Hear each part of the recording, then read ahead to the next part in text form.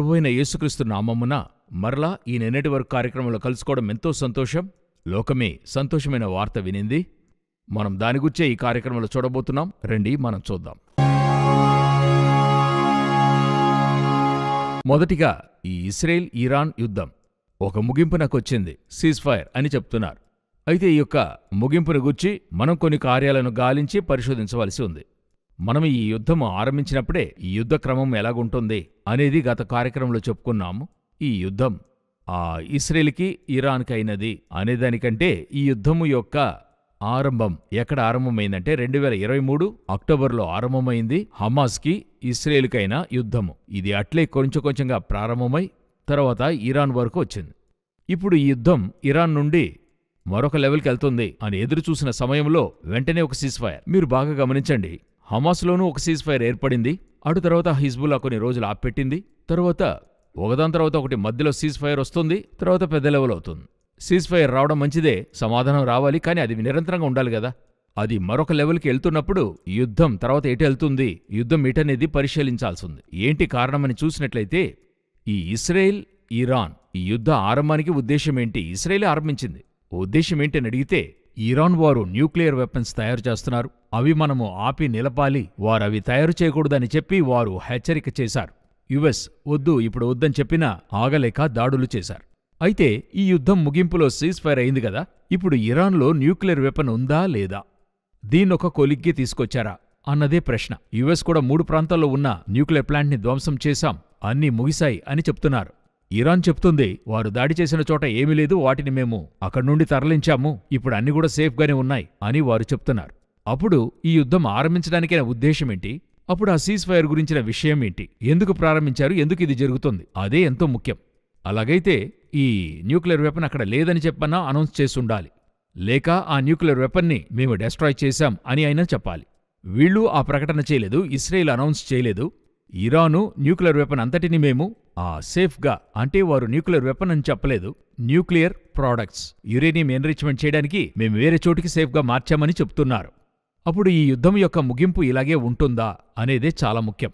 ఇంకా అది దాటి కొంచెం మీరు యోచించండి. రెండవ అతి ప్రాముఖ్యమైన విషయం, యుఎస్ని ఇరాన్ తాకింది, ఖతార్ బేస్ని దాడి చేశారు కదా. ఇప్పుడు దీనికి ప్రతీకారంగా యుఎస్ ఏం చేయబోతోంది? యుఎస్ వచ్చి న్యూక్లియర్ ప్లాంట్ని దాడి చేశారు. సరి, అక్కడ న్యూక్లియర్ ప్లాంట్ తయారు చేస్తున్నారని దెబ్బ కొట్టారు. అయితే ఇరాన్ ప్రతిదాడి చేసింది ఈ యుఎస్ వారి యొక్క బేస్ని. దీనికి యుఎస్ ఎందుకు ప్రతిదాడి చేయలేదు? ఏంటి కారణం? అదే మరో ప్రశ్న, ఎంతో ముఖ్యమైన ప్రశ్న. చూడండి, యుఎస్ అన్నది అగ్రరాజ్యం. దాని విషయంగా ప్రతిదాడి చేయాలనుకున్నా యుఎస్ దాడి చేయగలదు. ఆ విధంగా ఇరాక్లో ఇంతకుముందు జరిగిన విషయం, సదాం హుసేన్కి వాళ్ళేం చేశారో మనందరికీ తెలుసు.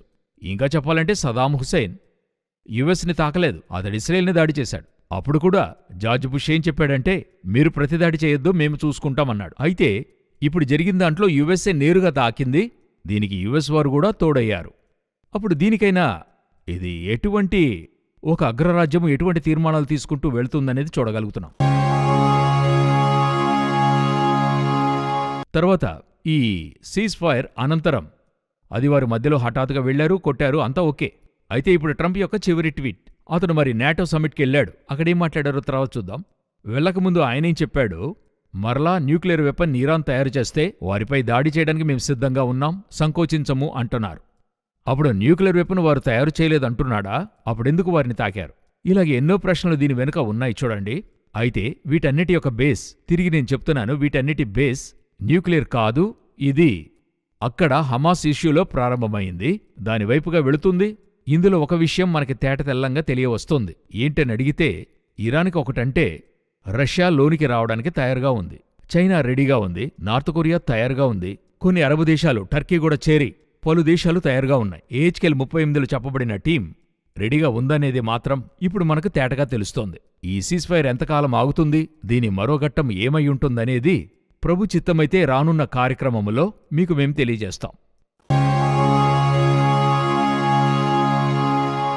ఇది నాటో సమిట్ 2025. అంటే ఈ నాటో దేశాల యొక్క ఒక నిర్మాణములో ట్రంప్ వెళ్లి మాట్లాడున్నాడు. ట్రంప్ యొక్క స్టేట్మెంటు రాను ఇప్పుడు అందరికీ ఒక నమ్మకత్వం లేకుండా పోయింది. ఒక అమెరికన్ అధ్యక్షుని స్టేట్మెంటు ఏ విధంగా నమ్మకం లేకుండా పోయిందో చూడండి. సో అది మనం వదిలేద్దాం. కానీ అక్కడ ఏం మాట్లాడున్నాడు అనేది చాలా ఇంపార్టెంట్. ఆయనేం చెప్తున్నాడు ఈ సమ్మిట్లో అంటే, రష్యా తన హద్దులు దాటి ఉక్రెయిన్ దాటి ఇంకా సరిహద్దులను విస్తరించేటువంటి ఒక స్థితిలో ఉండడం బాగా తెలుస్తోంది అని చెప్పి ఉంచాడు. ముందుగానే నాటో దేశాలకి రష్యాకి మధ్య యుద్ధమే, మధ్యలో యుక్రెయిన్ ఉంది. దీన్ని బట్టి జరుగుతూ ఉంది. అయితే వాళ్ళు అదే చెప్తూ ఉన్నారు, యుక్రెయిన్ని పట్టుకుంటే తర్వాత మమ్మల్ని పట్టుకుంటారు. ఇప్పుడు ప్రక్కనున్న ఎస్టోనియా గాని, స్లోవాకియా ఇటువంటి దేశాలనే ప్రక్కన ఉన్నాయి కదండి, పోలాండ్ ఇవన్నీ ఉన్నాయి. వీటన్నిటినీ పట్టుకుంటుంది రష్యా అని వారు చెప్తూ ఉన్నారు.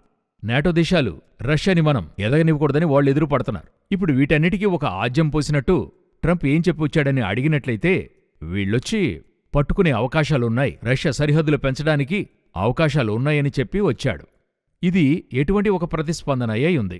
బాగా గమనించండి, పుతిను ఆ ట్రంపు స్నేహితులు, అలాగే మన ప్రపంచమంతా కూడా చూస్తుంది. కానీ ఇస్రాయేల్ ఇరాన్ సమస్య వచ్చినప్పుడు వీరిద్దరూ రెండు వ్యతిరేక దశలకెళ్ళిపోయారు. అది మాత్రం కాదు, ఇప్పుడు ఈ నాటో సమిట్లోనూ పుతిన్కి అగెన్స్ట్గా ట్రంప్ మాట్లాడున్నాడు.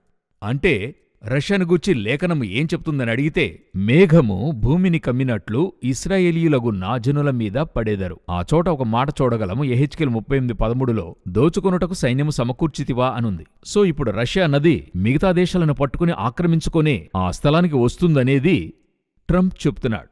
ఇది ఒక విధంగా యెహెజ్కేలు 38కి ముందుగా జరగాల్సిన సంభవంగానే ఉంది గదా రాబోయే విషయాన్ని గురించి. కాని పుతిన్కి ఉక్రెయిన్ పట్టుకునే ఆశ కూడా ఉందో లేదో తెలియలా. అతనొచ్చి అందులో మరుగవుతున్నట్టుగానే ఉంది. కాని వీళ్ళందరూ పుతిన్ పట్టుకుంటాడు అంటున్నారు. ఒకవేళ గూఢచారుల మూలంగా తెలుస్తుందో లేదో తెలీదు. అయితే రోష్ అని చెప్పబడేటువంటి రష్యా అయినది ఇప్పుడు దానికైనా సిద్ధబాటుగా ఉండడం వల్ల అమెరికా అధ్యక్షుడు చెప్పింది చాలా గొప్ప తాకిడిని ఏర్పరిచి ఉంది. మనము తర్వాత చాలా ప్రాముఖ్యమైన విషయాన్ని చూసి కార్యక్రమాన్ని ముగించబోతున్నాం. ఈ ప్రత్యేకమైన ఒక వారం లోపల మీకు తెలుసుంటది, ఇప్పుడు ఇస్రాయేల్ ఇరాన్లో బాంబు వేసినప్పుడల్లా చాలా భూకంపాలు ఏర్పడ్డాయి. ఆ భూకంపానికి కారణమే బాంబుల తాకిడే అని చెప్తున్నారు.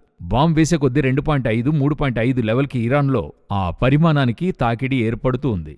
అయితే ఇప్పుడు అది కూడా దాటి ఫిలిప్పైన్స్లో చాలా పెద్ద భూకంపం 6.5 నమోదయ్యింది. ఇది కాకుండా అండమాన్లో మరో 2 భూకంపాలు 4.2, 5.2 నమోదయ్యింది. హర్యానాలో 2.5 లెవెల్కి ఒక భూకంపం ఏర్పడింది. ఇవన్నీ కూడా ఈ ఒక వారం లోపల జరిగాయి. అప్పుడు యోచించండి, ఒకవైపు యుద్ధపు వార్తలు జరుగుతున్నాయి, మరోవైపు ఈ యుద్ధము వలనను ప్రకృతి వల్ల భూకంపాలు ఏర్పడుతూనే ఉన్నాయి. మరోవైపు ఈ స్ట్రెయిట్ ఆఫ్ హార్మజ్ అని చెప్పబడే ఆ ప్రాంతము మూసివేయడానికి ఇరాన్ యొక్క పార్లమెంట్ల ఉత్తర్వు చేత ఆ కార్యం మూస్తూ ఉన్నారు. ఇప్పుడు అందువల్ల ఆయిల్ ఉత్పత్తి బాధించబడుతుంది. ఇప్పుడు ట్రంప్ హఠాత్తుగా పెద్ద స్టంట్ ఒకటి చేశాడు. ఏంటంటే, ఇరాన్ కావాలంటే వాళ్ళ యొక్క బిజినెస్ ఏమన్నా చేసుకొని మేమేం చెప్పడం లేదు, ఇప్పుడు చైనా కావాలంటే ఆయిల్ కొనుగోలు చేసుకోవచ్చు, ఇవన్నీ వాళ్ళు చేసుకొనకూడదని చెప్పింది ఈయనే. వచ్చిన కొత్తలో ఉత్తర్వులు జారీ చేశాడు. ఇవన్నీ అట్లే అప్సైడ్ డౌన్ అయ్యాయి. ఏంటంటే, ఆ స్ట్రెయిట్ ఆఫ్ హార్మజ్ వాళ్ళు మూశారంటే ప్రపంచ ఆర్థికంలో 20 నుండి 30% ప్రత్యేకించి ఆయిల్ పూర్తిగా అడ్డుపడుతుంది. ఈజీగా అర్థం కావాలంటే, పశ్చిమ నుండి తూర్పు వైపుకి ఓడలు రాకుండా గొప్ప ఆటంకం ఏర్పడుతుంది, వాణిజ్యం దెబ్బతింటుంది, ఆయిల్ ధర ఎక్కుతుంది, పెట్రోల్ డీజిల్ అంత ఎక్కుతుంది. సో దీన్ని అట్లే మార్చడానికే ట్రంప్ ఇప్పుడు మాట్లాడున్నాడు. ఒకవైపు ఆర్థికము కరువు వెళుతూ ఉంది, ఒకవైపు భూకంపాలు ఏర్పడుతున్నాయి, ఒకవైపు యుద్ధపు వార్తలు. ఇవన్నీ కూడా చూడండి, వరల్డ్ వైడ్ ఒకేసారి జరుగుతుంది. మత్తయి 24:3-8 దేవుడు చెప్పినా ఈ కార్యాలు జరుగుతున్నాయి. ఒకవైపు జనుల మధ్యలో సమాధానం లేకుండా పోతూ ఉంది. ఒక విషయాన్ని నేను చెప్పి ముగించాలనుకుంటున్నా. అంటే భూలోకము బలాత్కారముతో నిండి ఉండెను అని చెప్పి మనం నోవహు కాలంలో చూస్తున్నాం. యేసయ్య చెప్పినట్టు నోవహు దినములు ఎలాగుండెనో మనుష్య కుమారుని రాకడయును అలాగే ఉండును. మేమిప్పుడు ఈ కార్యక్రమాన్ని అందించడానికి 2 రోజుల ముందుగా ఒక వార్త నార్త్ ఇండియాలో ఉత్తరప్రదేశ్ ప్రాంతం నుండి వచ్చింది. పేపర్లో చూశాం. ఒక తల్లి ఏం చేసింది, తన యొక్క సొంత కోరికలకు పిల్లలు అడ్డుగా ఉన్నారు, అంటే తన సంతోషానికి అడ్డుగా ఉన్నారని చెప్పి 2 బిడ్డలు 5 సంవత్సరాలు 3 సంవత్సరాల పిల్లల్ని ఒక కేక్లో విషం కలిపి ఇచ్చి చంపింది. ఇదొచ్చి ప్రొద్దస్తూ జరుగుతూ ఉంది, అన్ని ప్రాంతాల్లోనూ జరుగుతూ ఉంది. లోకము క్రూరత్వం యొక్క తీవ్రతకు ప్రేమ చల్లారిపోయిందంటున్నారు గదా. ముందుగానే దేశానికి ప్రజల మీద ప్రేమ లేదు, అన్యాయంగా చనిపోతున్నారు. ఒకవైపు ప్రజలు కరువు వలన చనిపోతున్నారు. ఇవన్నీ దాటి ఇప్పుడు కన్న తల్లే పిల్లల్ని చంపుకునే స్థాయికి తీవ్రతకు లోకం వెళుతూ ఉంది. ఇవన్నీ కూడా కంటికి ముందుగా జరుగుతున్న సూచనలు. ఇంకా మనకి గ్రహింపు రాలేదు, ఇంకా మనకి లేదు, ఇంకా కాలం చెల్లుతుంది అంటే ఇంతకంటే మరిన్ని జరుగుతాయో తెలీదు. ఒకటి మాత్రం నిశ్చయం, దేవుని రాకడ ఎంతో సమీపం. దానికి ముందర జరిగే సంభవాలు ఒకదాని వెంబడి ఒకటి జరుగుతూనే ఉంది.